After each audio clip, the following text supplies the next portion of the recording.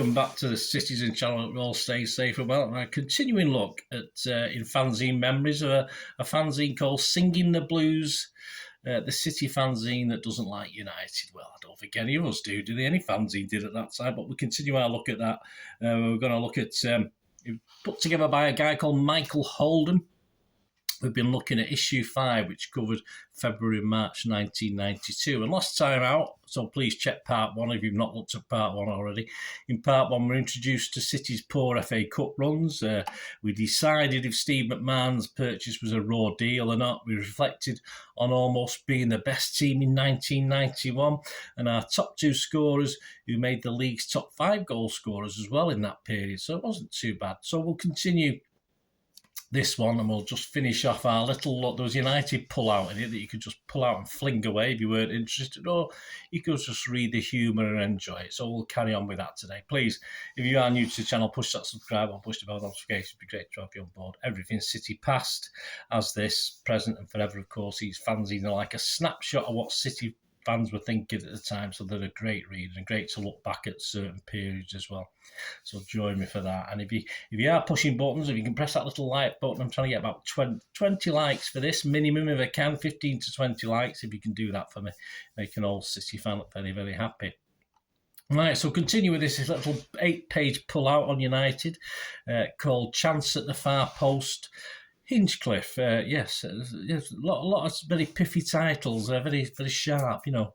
United We Stand apparently was in its issue 5 then, so very similar, so that was fairly new. I think United We Stand still going, I don't know, I think it is. And that predicted a United 4 QPR 1, and as we know from part 1, it was the other way around. It was QPR 4 United 1 with a certain Dennis Bailey getting a hat-trick. And that took us to Wanted, which of course is Dennis Bailey, but his crimes included scoring against us, which in a 2-2 draw against us, and coming back and scoring 3 times just outside of Manchester, of course, the Manchester area, was listed as his most serious crime in that 4-1 victory. Went over to David Icke. Yes, David Icke, son of God, what he used to call himself. He had a derby preview. Okay, the derby was in March, but obviously this scene covered 2 months, so that's what we're looking forward to. And Icke, another prize, God-bothering plonker, was the real one. The real one was anyway. I have no doubt this isn't the real one. Predicted a Blues win. Well, we got a draw almost as good with 10 men, wasn't it? To complement a Curly profile in the first part of this, which was actually, or in the first part of the magazine, the first part of my little feature, it was sort of taken from the Shoot magazine profile, so, you know, when they ask questions of various things. We get one on Paul Hince, and yeah, just looking at some of the answers, it sounds real to me. Sounds like the real Paul Hince. Yeah. What did you do after training? He said he went home and mummed at the wife and kids. Sounds reasonable. Do you have a nickname? He said it was Mr. Perfect. Again, perfectly plausible. And the biggest surprise, he said, was that he scored once, which, again, I have no doubt that that's not the real Paul Hince. But there you go. That's the United bit out of the way. Back to City stuff. Well, okay, Middlesbrough. We were a bit of a pain in the bum in 1991-1992 season. The Fly Me to the Moon, a Borough fanzine, sent a little letter to Singing the Blues and a strip on a recent League Cup defeat in the Fog, a cartoon strip. Of course, he beat us in the League Cup and the FA Cup this season, even though they were in the 2nd division. So they weren't exactly gracious in victory in the letter or the comments, but they had stuffed us. So I think that's fair. They stuffed us in the FA Cup and the League Cup. So why not? I think they were on the way to promotion, weren't they? I think they actually got promotion, although I think they got relegated straight away. So they weren't a bad team, but yeah. I mean, Borough did come back to haunt us once or twice after this as well, didn't they? An exclusive interview. Apparently, I said I have no reason to think this isn't the real guy, with Marco van Basten, of course. I think he was at AC Milan at the time. And this is, they only cast doubt on it because it's been conducted by columnist David Icke again. So that only casts a little bit of doubt in my mind as to whether this is legit or not. So I'll take that with a pinch of salt. Tommy's in the dock. Yeah, that's another item. Looks at complaints to Piccadilly Radio about Tommy Docherty's comments after City's win over Spurs back in October, a 1-0 win, I think it was, where he was not exactly gushing over City's football. funny breed City fans. I mean, we can slag us off, but obviously, for anyone else to do it, especially an ex-United manager, so there's lots of complaints to Piccadilly Radio. But in all fairness to Tommy Dockett, he's probably still sulking after the Mary Brown incident, wasn't he, back in the 70s? It's not every ex-United manager we make up a song about, so he should have been grateful, really. We have a Paul Nolan column, back to him again. Yes, the prize plum is back. He derides City about getting rid of Clive Allen. We'll have more on him in a second as well. And an interesting forfeit he'd do if we actually got into Europe. I'm sure Mount Everest dodged a bullet on that one. But he was on safe ground with that one, wasn't he? Let's be honest about it. But Mr. Paul Nolan, what a character. Great moments in soccer covers Jimmy Greaves, who finally realises Manchester has another club. Yeah, well, we didn't matter in those days. No one, even people like Dennis Law. He only took an interest in City again when we started being successful. He never bleated on about City while we were rubbish. Simple as that. Anyway, Jimmy Greaves does a file of fame, and he waxed lyrical about the great Colin Bell, of course, but he'll get no argument from us on that one. And also back to the septic peg of the 90s, David Icke, with some match predictions. Yes, very interesting. How did he do? He not only predicts scores, he predicts the time of the goals, he predicts the scorers and the crowd. I mean, surely he was the son of God doing all this. Well, how did he do? I mean, he did 8 games. Let's have a look at how he turned out. Right, the first one was actually, when this was published, it had actually been played. So we have to believe that he did it before he knew the result. Well, I hope so, because he got it wrong. City 1, Spurs 0. White goal with a 30,123 crowd, and he said it was 1-0, yes, but it was Quinney who scored, and the crowd was about 600 more, but it wasn't a bad start. So as I said, let's give him credit, and let's think they're being honest. And on to the next one, Sheffield United 4, City 2. With Colin Hulston scoring for City, a crowd of 22,500. In fact, it was Hughes and Quinn and Sharon. In a 3-2 win, the crowd was 3,000 more. So no coconut with that one, but close. City 3, Luton 1, said Mr. Icke.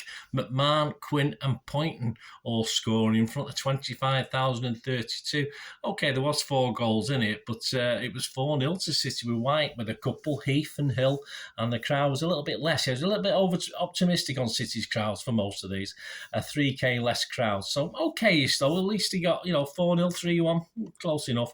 Wombles 1, City 2, Wimbledon 1, City 2. Hughes with the City goal and Brightwell 7,823 crowd. Sounds a lot to me, but he's spot on with the score. But sadly, it was the other way around. Yes, it was Wimbledon 2, City 1, and Sharon scored our goal, and the crowd was a good 2,000 less than he predicted. City 3, Villa 2, White with 2 goals, Quinn with 1, 29,479. Yes, 1,200 over on the crowd again, not too bad. But it was a 2-0 win for City with Quinn and White scoring. So not bad. That was okay. That was pretty good. QPR 0, City 1.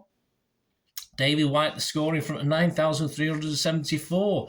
Well, it was 4-0 for QPR. So a bit way out with this one. 1,600 out on the crowd as well. The crowd was a little below what I thought, but not quite with that one. United 1, City 2, he hoped, of course, in the March derby with that White and Quinn scoring in front of 45,232. Well, in fact, it would have been nice, but 1-1 with 10 men, as we said and talked about. My lad's first Old Trafford competitive derby. I think went to a couple of testimonials, but a 1-1 draw with a curly-whirly pen.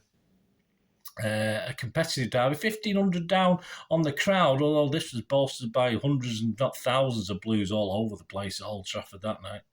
City 1, Saints 1.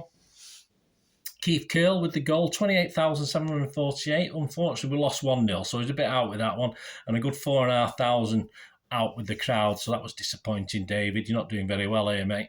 Forest 2, City 2, with the Hughes and Heath our scorers, 21,120.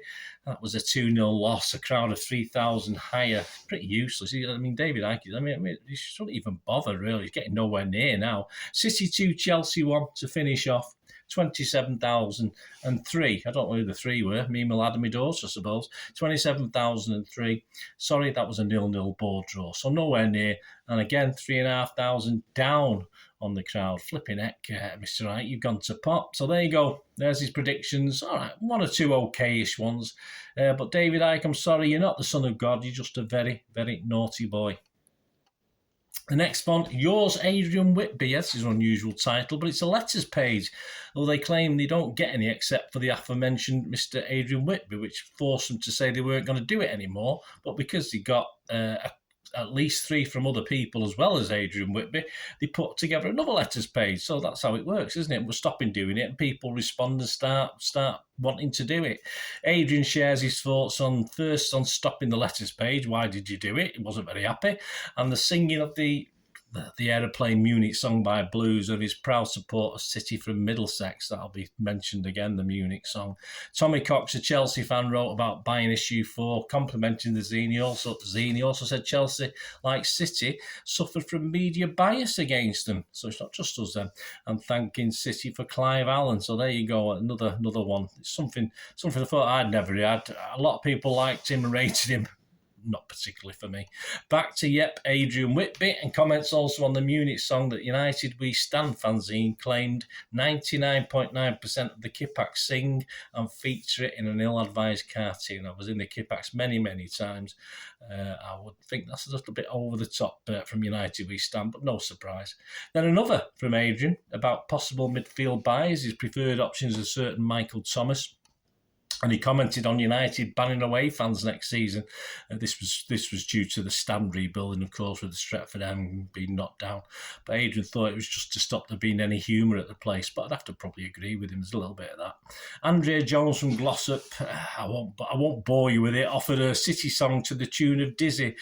So dizzy. Oh, that one. It never caught on. I don't need to bore you with that one. A letter from someone called Adrian Whitby. He talked about the bond scheme at West Ham and Arsenal, hoping we wouldn't take up this option, which of course was a bond to pay for the right to buy a season card. So interesting, but fortunately no. We might have had similar things up and all over the place, but not something similar. He also touched upon City's recent up and down form. And that wouldn't change until we won the last 4 games of the season. We had a bit of a flourish at the end. Chris from Keighley also talks about reading City and why did we let Clive Allen go? Yes, there's been a theme on this one. Why we just pulled our socks up. Why not 3rd spot and a place in Europe? Sadly, it was 5th and not a place in Europe. And to finish off the zine on the back cover, back to our nemesis again. I knew they'd come back that season, Middlesbrough. And it's an ode to Middlesbrough. It's a thank you to Middlesbrough, including thanks for being in such a rough area that it meant we had to endure 2 long journeys on the coach with Big Helen on the A coach instead of risking it by car. I love the A coach. I love being with Helen. For being situated so near the North Sea. Thanks for being situated so near the North Sea. We got real value for money when that thick fog came down on our first visit. Couldn't see a thing. No, probably couldn't. And that's it, guys. That's the fanzine, Singing the Blues, a City fanzine that doesn't like United, even the special pull-out. So, obviously, if you did or you didn't like pull-out for stuff about United, it was there. That was issue 5, February-March 1992. I don't think the magazine had a long life. I would imagine it didn't last more than a couple of years. I might be wrong. Let me know your thoughts, guys. Let me know your memories. It'd be great to hear from you. But as ever, it was always a nice addition to all the City zines out there at the time. I can't remember how many in total we had at any stage. I don't know, up to 10. I don't know. Again, you can probably tell me better than I can. But anyway, let me know your own memories of Singing the Blues or other fanzines at the time, of course, and we're back with another one very, very soon. As I say, we'll feature King of the Kippax a couple of times, and we'll also feature that again over the coming months and years, no doubt, as we look back at snapshots of time from the fans. And there's no better place to see that, really, than looking through the fanzines at separate years, etc. So very interesting. Thanks for watching, guys. Please, until we meet again, that's one thing, don't I? Please stay safe, Blues. Come on, City. Bye for now.